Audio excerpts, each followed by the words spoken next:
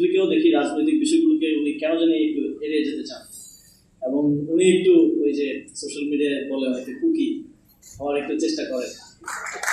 তো আমরা আমাদের প্রধানমন্ত্রীকে আসলে কুকি হিসেবে দেখতে চাই না। এই জেনারেশন পলিটিক্যালি অনেক বেশি সচেতন হয়েছে, তারা একজন পলিটিক্যালি ভাইব্রেন্ট প্রধানমন্ত্রী হিসেবে আমরা দেখতে চাই। তো সেই সময় তো সোশ্যাল মিডিয়া ছিল না, কিন্তু আমরা অনেক সেই কারণে হয়তো আমরা ওই সময়কার খুব বেশি একটা ভিডিও দেখতে পাই না, কিন্তু আমরা মাঝে মধ্যে শুনি যে হোসেন মোহাম্মদ এরশাদ তিনি মিডিয়া নিয়ে সাইকেল চালিয়ে তার দপ্তরে যেতেন। তো এটা ছিল তার একটা পাবলিসিটি স্টান্ট, পপুলিস্ট যে অবস্থা।